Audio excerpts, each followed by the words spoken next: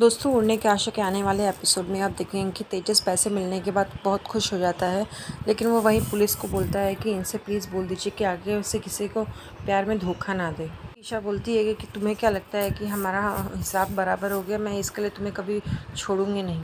तभी पुलिस बोलती है कि इस पेपर पे आप दोनों को सिग्नेचर करने होंगे ताकि आपसे पता चल सके कि हाँ, आप लोगों का हिसाब बराबर हो गया है। आज के बाद में आप लोग एक दूसरे से पैसे नहीं मांग सकते। लेकिन ईशा का कोई जान पहचान वाला नहीं रहता है, तो बाहर आती है तो उसे सचिन दिखाई देता है। वो बोलती है कि प्लीज़ मेरे लिए साइन कर दो, तुम्हें तो पता है ना यहाँ पे मैं किसी को नहीं जानती और आज की मेरी फ़्लाइट है। वहीं वो बोलता है कि नहीं, पैसे का मामला है, मैं कैसे साइन कर सकता हूँ। लेकिन हवलदार उसे समझाता है कि नहीं, सब कुछ सेटलमेंट हो चुका है, अब तुम्हें डरने की ज़रूरत नहीं है, आप साइन कर सकते हो। दूसरी तरफ फ़ाइन भरने के बाद में साली को मिल जाती है उसकी स्कूटी। तभी सचिन उसको समझाता है कि आज के बाद में कभी नो पार्किंग में मत खड़ा करना।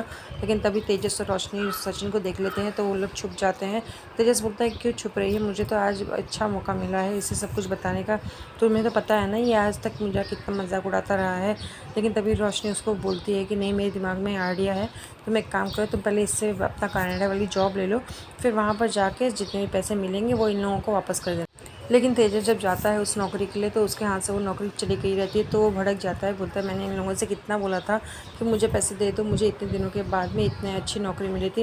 रोशनी उसे समझाती है कोई बात नहीं, दूसरी को नौकरी मिल जाएगी। तो तेजस बोलता है कि नहीं, मुझे यही नौकरी चाहिए थी, अब मुझे इतनी अच्छी नौकरी कभी नहीं मिलेगी। तभी रोशनी उससे आइडिया देती है, एक काम करो, तुम अपना बिजनेस स्टार्ट कर लो, तो इस बिज़नेस से जो भी पैसे मिलेंगे वो पैसे तुम उन लोगों को वापस कर देना।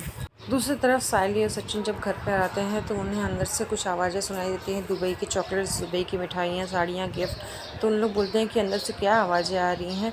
तो उन लोग अंदर जाकर देखते हैं तो रोशनी और तेजस बहुत सारे गिफ्ट्स लेकर सबको देते रहते हैं। वही तेजस सबको दिखा दिखा कर गिफ्ट देता है कि हाँ देखो, मैं माई बाबा के लिए कितना सारा गिफ्ट लेके आया हूँ। तो सचिन बोलता है कि इतने सारे पैसे आए कहाँ से। वो अपने सवालों का सिलसिला शुरू कर देता है तो वो थोड़ा सा घबरा जाता है। तेजस बोलता है कि नहीं, मेरे पास में पैसे नहीं आए हैं, रोशनी के पापा के 15 लाख भेजे हैं। तभी सचिन बोलता है अच्छी बात है ना, 15 लाख आ गए हैं, अब तो इसमें से बाबा का अपना पैसा दे देगा ना। तभी वो बोलता है कि नहीं, मैं कैसे पैसे दे सकता हूँ। वहीं उसके बाबा भी बोलते हैं कि हाँ, मैं कैसे इसके पैसे ले सकता हूँ, ये इसमें मेरा हक नहीं है, ये तो रोशनी का है।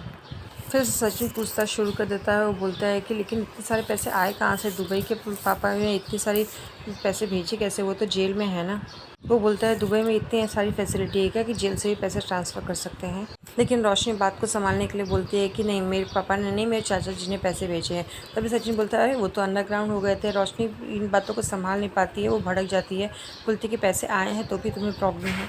वो बोलती है कि मेरे पापा ने मेरे चाचा को पहले ही बोल दिया था जेल जाने के पहले, लेकिन वो भूल गए थे। तो वो बोलता है अच्छा, तेरे पापा ने तो भविष्यवाणी कर ली थी ना कि हाँ वो जेल जाने वाले हैं। वो बोलती है कि नहीं, मैंने उनके जेल जाने से पहले ही उनसे इस बारे में बात कर लिया था, इसलिए उन्होंने मेरे लिए पैसे साइड में रख दिए थे। फिर मेरे चाचा जी ने भी अपने दोस्त से बोलकर वो पैसे मुझे भिजवाए हैं। तभी तेजस अपने पापा को बोलता है, पापा मैं तुझसे सच में बोलता हूँ कि मैं तेरे पैसा लेकर कहीं पर भी नहीं जाऊँगा। मैं जैसे ही एक अच्छा सा बिज़नेस शुरू करूँगा तो उससे जो भी पैसे आएंगे मैं तुझे वो रिटर्न कर दूँगा। खुशी खुशी में उसके मुँह से ये भी निकल जाता है कि उसके पापा तो अभी और 15 लाख देने वाले हैं। तो रोशनी बोलती है कि तेजस तुम ये क्या बोल रहे हो। वो इशारे से उसको चुप करा देती है। लेकिन सचिन बोलता है कि नहीं, तुम्हें पहले बाबा के पैसे देने पड़ेंगे। तभी वो बोलता है आकाश को कि आकाश, मैं ही क्यों बोल रहा हूँ, तू क्यों नहीं बोल रहा है, ये बाबा की कमाई के पैसे हैं, उस पर हमारा भी तो हक बनता है, तो इसको बोलना पैसे वापस कर दे। लेकिन वहीं परेश बोलता है कि नहीं, मुझे इसके पैसे नहीं चाहिए, मैं रोशनी के पैसे नहीं ले सकता, इसलिए मुझे ये पैसे चाहिए ही नहीं। फिर रेणुका साली को बोलती है तू जा इसके लिए जूस बना के लेके आ। तो फिर सचिन बोलता है तू चुप कर, जब मैं बात कर रहा हूँ ना। वो बोलता है कि जब ये उपवास कर रही है तो इसके लिए कोई और नाश्ता कैसे बना सकता है, ये खुद ही बनाएगी ना। तो फिर वो रेणुका बोलते है जान दे, छोड़, मैं तेरी हेल्प करती हूँ फल काटने में, चल हम जूस बना लेते हैं। वहीं सचिन का शक कभी भी कम नहीं होता। वो साली को बोलता है कि मुझे पक्का पता है कि इन दोनों कुछ तो खिचड़ी पका रहे हैं, ये लोग कुछ तो छुपा रहे हैं हमसे। तो साली बोलती है नहीं, ये लोग कुछ भी नहीं छुपा रहे हैं। वो बोलती है तेज झूठ बोल सकता है, लेकिन रोशनी थोड़ी ना झूठ बोलेगी। तो बोलता है कि रोशनी को भी तो कम मत समझ, उसने पार्लर बेच दिया लेकिन आज तक किसी को ये पता लगने नहीं दिया।